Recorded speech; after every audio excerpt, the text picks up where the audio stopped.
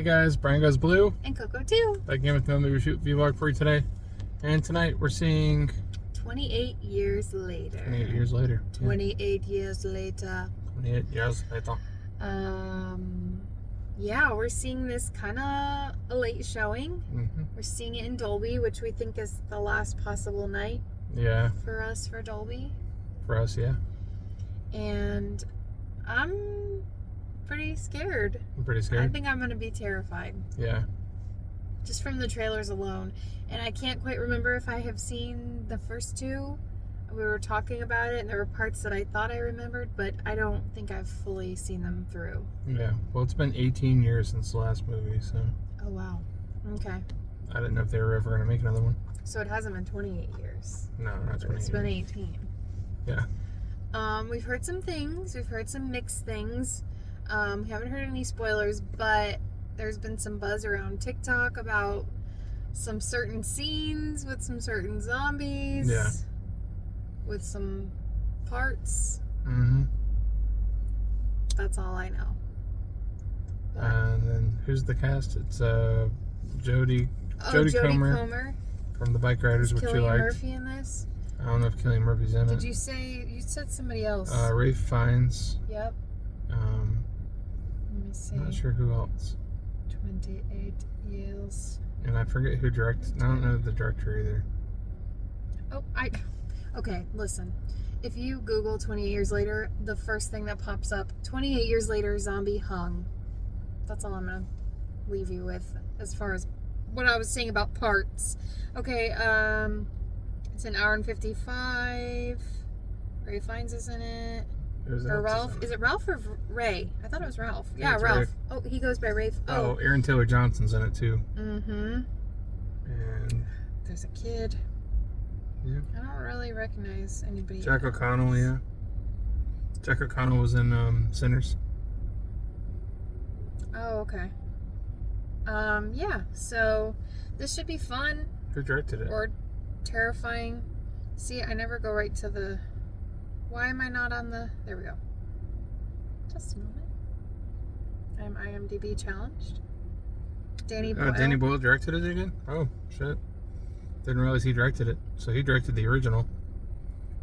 Okay. First movie. So, and I haven't seen him direct anything in a while. Yeah. Like he did like The Beach and Slumdog Millionaire and a bunch of other good movies. Okay. Yeah. Well, I think... Bless you. Thank you. I think it'll be a good time. I think it's going to be scary. We are in the seats that we feel the stuff going on. Mm-hmm. Not our normal seats, but the seats to the left of that. Mm-hmm. So that should be good. Yeah, I'm excited, but also like nervous. What do you want to say? Moving up and down again? Oh yeah, moving up and down again. Don't look at what's in front of you. When we kept seeing the trailer over and over, and it was like 11, 12, 13. It's a cool 36. trailer, but when you've seen it like 25 times, it's like, all right. And then like I was seeing like ads for it, and it was giving like the lyrics, and it was like boots, moving up and down again. Yeah, and then at the end he's like screaming at moving up and down again. So I've been like singing that. Yeah, when the pastor's in the church and it's, like, screaming and stuff. And the past couple hours I've been screaming that. When we realized like we're gonna go see this tonight, I was like, yeah. So let's get in there and check it out. All right. Past the trees at AMC's we go. Throw away some trash. What's the last zombie movie we saw in theaters? Was it like Lisa Frankenstein or something? Yeah. Was that the last one? I don't know. That's a good question. They haven't done zombies in a little while, I think. Yeah, it's been a bit. For a while, they were just pumping out zombie movies like left and right. Yeah. And it was like getting oversaturated. We definitely saw Shaun of the Dead and oh yeah, we did see the Shaun of the Dead remake. Yeah, in theaters. Yeah. Like the anniversaries. Mm-hmm. Does that count? Yeah, Dawn of the Dead was the Thrills and Chills like surprise screening. Oh yeah. That was cool though. Yeah. The Shaun of the Dead was like the 20th anniversary, I think. Yeah.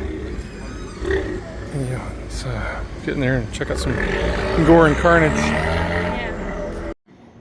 Alright, we just got out of seeing 28 years later. I'll give you our thoughts in the car. And we're back in the car. It's after 1 a.m. Yep.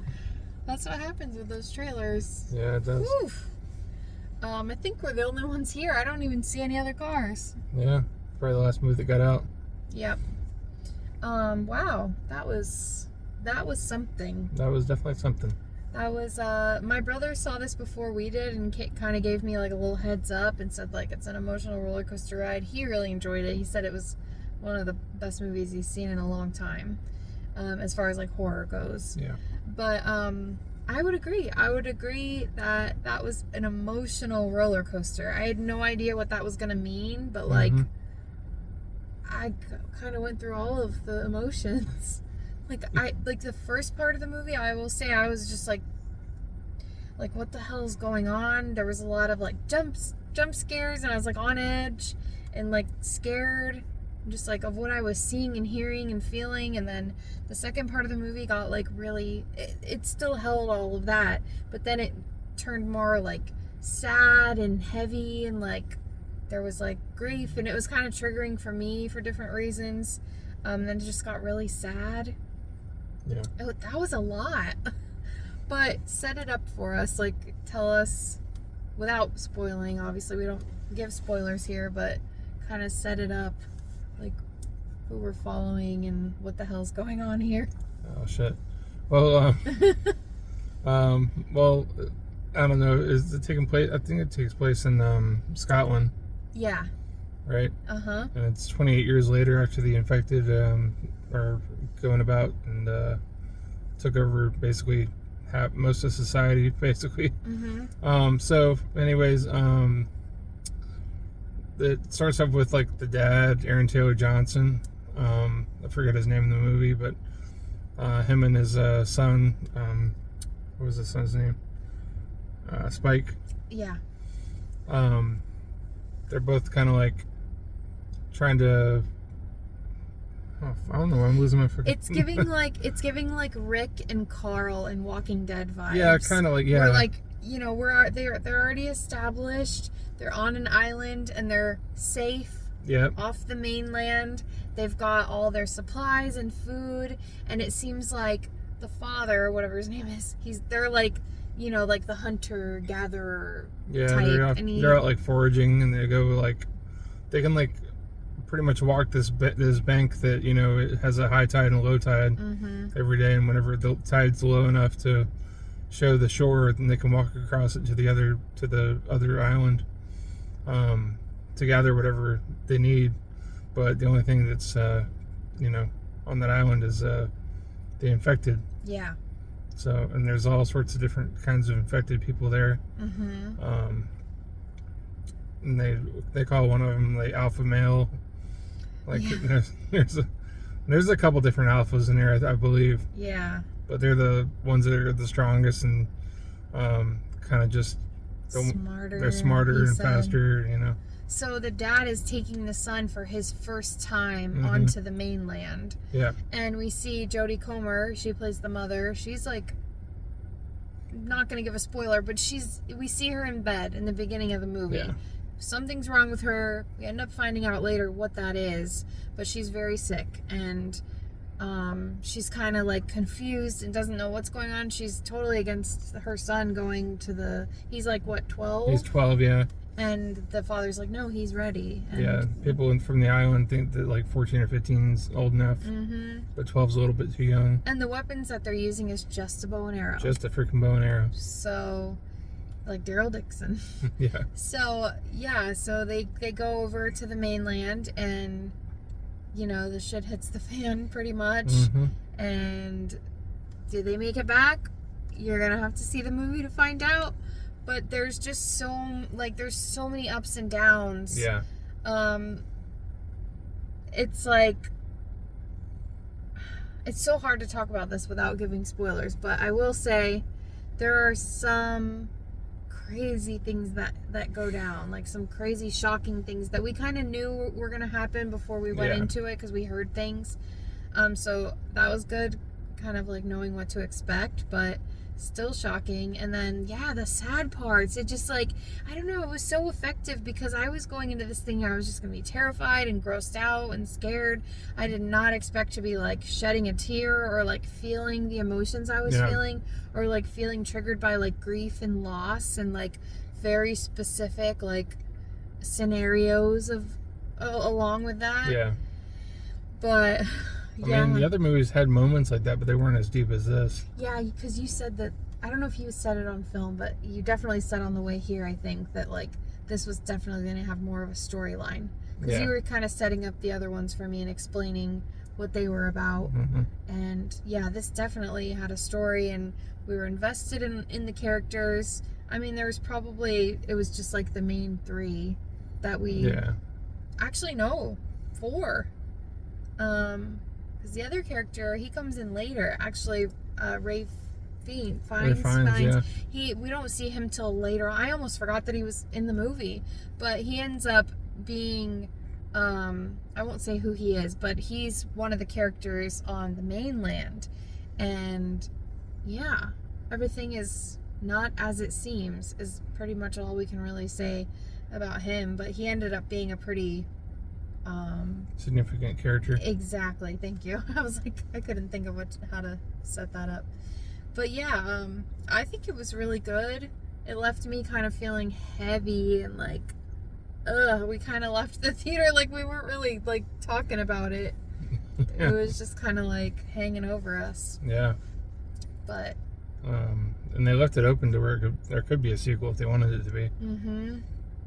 Which I think it's doing well. I'm not sure. How well it's doing. I have no idea. But I'm glad we got to see it in Dolby before that leaves, because Formula 1, F1, I think the early screening was tonight. No, Wednesday. Oh, it's Wednesday? I saw a bunch of people leaving with the popcorn I think it's because they're selling it early. Okay. They're selling the popcorn bucket early, so people are grabbing it. Thank goodness we weren't interested in getting that one, because we're just there's too many popcorn buckets. There's too many good ones. They're flying around.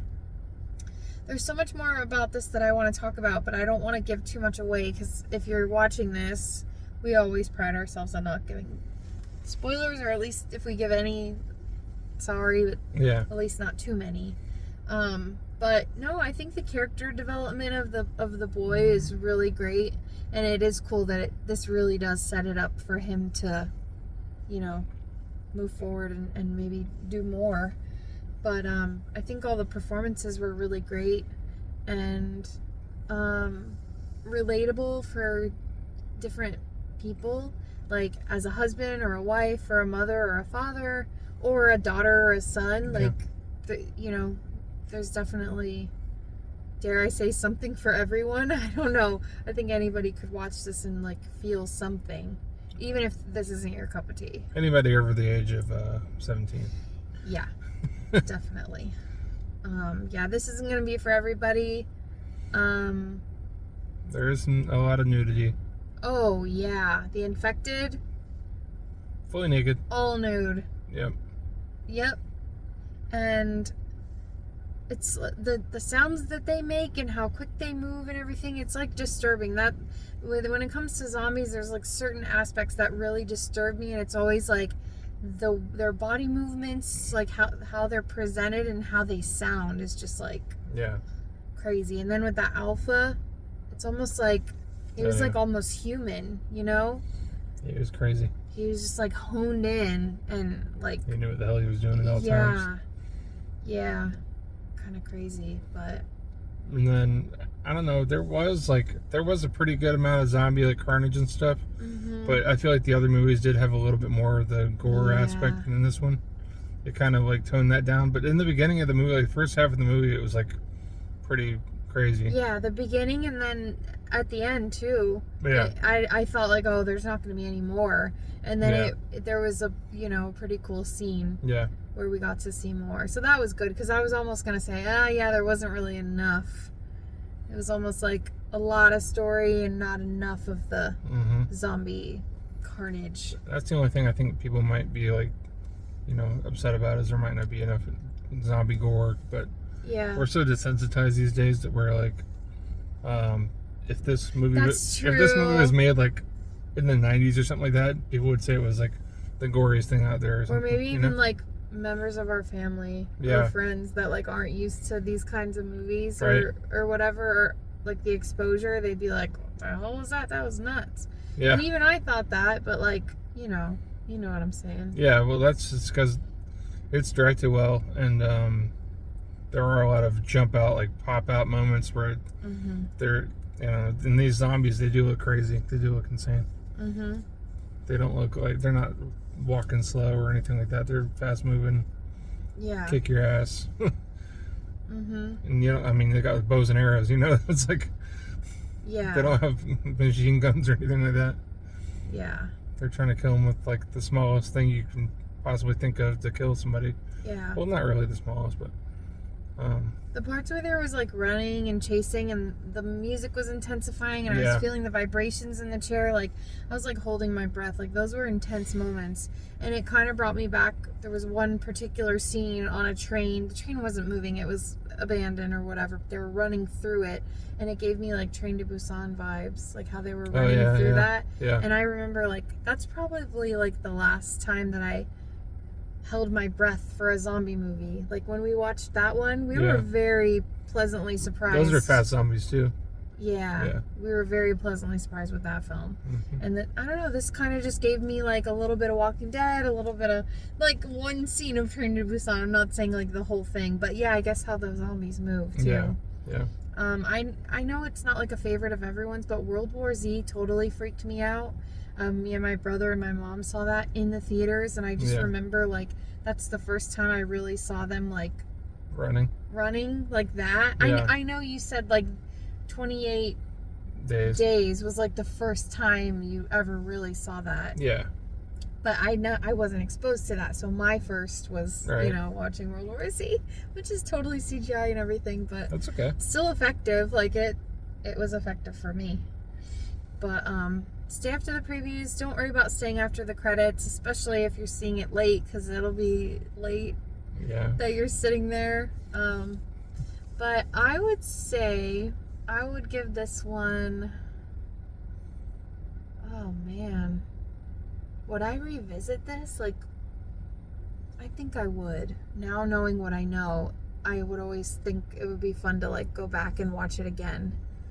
I would say I'll give this one a 3.5. 3.5. Yeah. What about you? Probably the same. 3.5. I was kind of teetering there, but I did like it more than I even thought that I would. I wasn't as scared as I thought I would be. Yeah. Even though it was still effective with like, you know, with the zombies and everything, it was kind of shocked me how like actually sad and beautiful it was. There was parts that like I was just like, wow, this is a beautiful story. The moral of the story and like everything, just beautiful. Didn't think I'd be coming out saying that at all. That kid actor was really good too. Yeah, definitely.